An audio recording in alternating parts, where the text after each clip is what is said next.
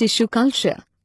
In plant breeding, the technique of tissue culture has emerged as a very efficient tool to propagate better improved crops. Tissue culture is a much approachable technique than other traditional plant breeding techniques. By using this method, cells, tissues, etc. are maintained and grown in vitro under aseptic conditions in artificial medium, providing necessary nutrients for growth. In 1839, Schleiden and Schwann proposed that cell is the basic unit of life and is capable of autonomy. Each cell, if given an environment, is capable to regenerate into a whole plant.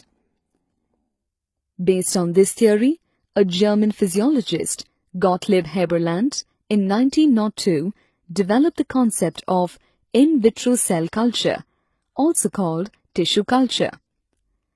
Cells in his experiment increased in size but failed to divide, due to which his predictions failed.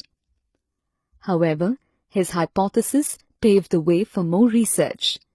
He is thus regarded as the father of tissue culture. Taking cue from his experiments, Hanning in 1907 took nearly mature embryos of crucifers and successfully grew them to maturity. In 1908, Simon regenerated callus, buds and roots from poplar stem segments and established the basis for callus culture. A breakthrough came from White in 1934, who experimented on tomato roots. He reported not only could culture tomato root tips grow, but they could be repeatedly subcultured to fresh medium of inorganic salts supplemented with yeast extract. During 1950s, scientists found that any part of a plant grown in nutrient media under sterile conditions can give rise to a whole new plant. The plant part used in culture is called as explant. This property of plant cells to give rise to a whole new plant is called totipotency. The term totipotency was coined by Stewart in 1968. Totipotency. It requires a nutrient medium that contains sucrose, inorganic salts, vitamins, proteins, and growth regulators, such as auxins and cytokinins. Technique of tissue culture. The first step of tissue culture is excising or cutting a small part of plant tissue, like the leaf, root, or shoot of a plant. This cut-out part, explant, is then placed in a suitable nutrient medium containing a carbon source such as sucrose, inorganic salts, vitamins, amino acids, and growth regulators like auxins, cytokinins, etc. The explants are allowed to multiply and form a group of tissues called callus.